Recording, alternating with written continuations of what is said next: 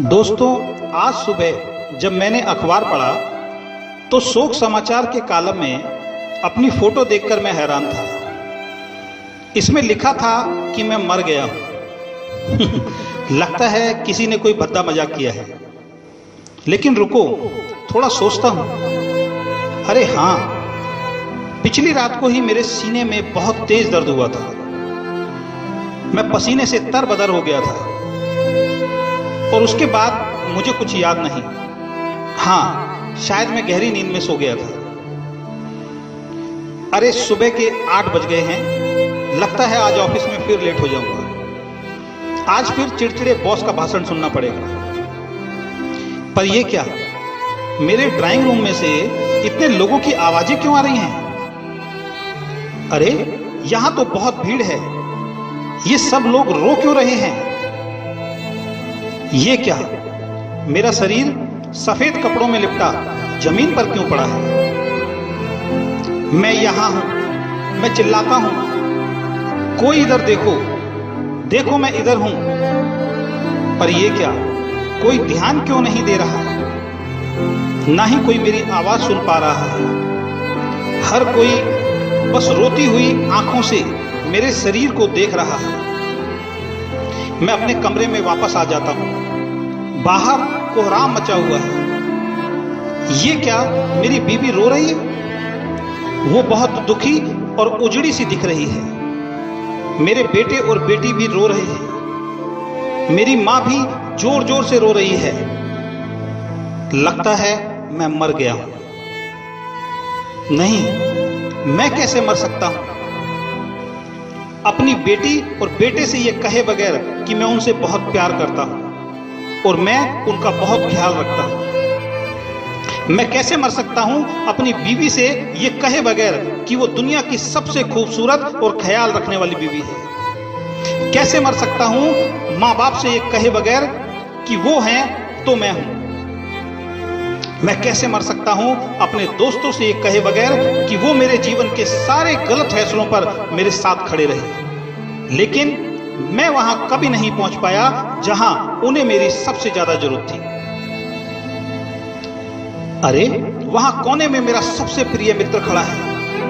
वो अपने आंसू छिपाने की कोशिश कर रहा है। कभी हम सबसे पक्के दोस्त थे। एक छोटी सी गलतफहमी ने हमें दूर कर दिया था। हम दोनों के अहंकार की वजह से कभी हम एक दूसरे को माफ नहीं कर पाए।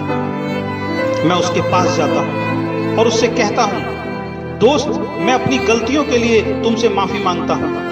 हम आज भी अच्छे दोस्त हैं, मुझे माफ कर दो। पर यह क्या, उसकी तरफ से कोई रिस्पॉन्स क्यों नहीं मिल रहा?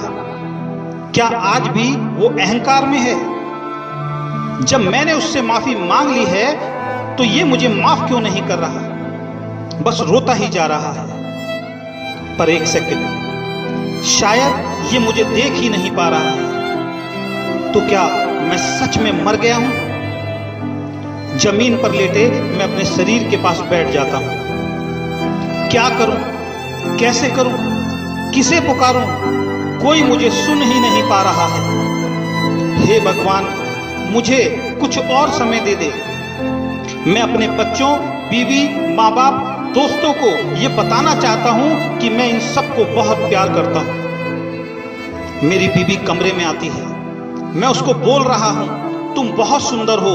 मैं प्यार से बार बार दोहराता हूं, वो मुझे सुन ही नहीं पा रही है। सच ये है कि जीवन में उसने ये शब्द मेरे मुंह से कभी सुने ही नहीं, क्योंकि मैंने कभी उससे ये कहे ही नहीं। हे भगवान, मुझे थोड़े दिन और दे दे, केवल एक बार, क्योंकि मैं अपने बच्चों को कामयाब बनाना चाहता हूं। अपनी मां को मुस्कुराते हुए देखना चाहता हूं। अपने पिता को अपने ऊपर गर्व करवाना चाहता हूं। मैं तो इन्हें कभी समय ही नहीं दे पाया। मैं इन्हें बहुत सारा समय देना चाहता हूं। मुझे लगता था दुनिया में मेरी किसी को फिक्र नहीं है, पर ये सब तो मेरे लिए रो रहे हैं। मैं इन सब का धन्यवाद करना चाहता हूं। मैंने ऊपर देखा और चिल्लाया, भगवान प्लीज प्लीज प्लीज मुझे एक मौका और दे दो। और उसके बाद मैंने आंखें बंद कर ली। तभी मुझे किसी ने कंधा पकड़कर हिलाया। मैंने आंखें खोली, मेरी बीबी चाय का कप लेकर मुझे उठा रही थी। मेरे बच्चे स्कूल के लिए तैयार हो रहे थे। माँ और पिताजी की पूजा करने की आवाज दूसरे कमरे से आ रही थी। मेरी आंखों में खुशी के आंसू आ गए। मैंने लंबी सांसें ली और अपनी पत्नी को गले से लगा लिया और कहा, तुम मेरा ख्याल रखने वाली दुनिया की सबसे हसीन बीवी हो, मैं तुम्हें बहुत प्यार करता हूं। वो कुछ समझ नहीं पा रही थी। उसकी आंखों में नमी थी, चेहरे पर थोड़ी सी मुस्कान थी, जिसको आज मैंने पहली बार समझा था। और मैंने खुशी खुशी मन में बोला, हे ईश्वर, इस दूसरे मौके के लिए बहुत बहुत बहुत धन्यवाद। दोस्तों, ये हम सबकी कहानी है। अभी भी देर नहीं हुई है। अपने झूठे अहंकार, अतीत के पुराने विवाद और मतभेदों को भुलाकर अपने प्रियजनों और मित्रों से खुलकर प्यार करो और सभी झगड़ों और मनमुटाव को भुलाकर एक नए जीवन की शुरुआत करो, क्योंकि मेरी तरह आपको दूसरा मौका शायद नहीं मिलेगा। जिसने भी ये कहानी लिखी उसको बहुत बहुत धन्यवाद, और जिसने मुझे व्हाट्सएप पे ये कहानी भेजी उसको भी बहुत बहुत धन्यवाद। अगर आपको ये कहानी अच्छी लगी तो ज्यादा से ज्यादा अपने मित्रों को शेयर करें।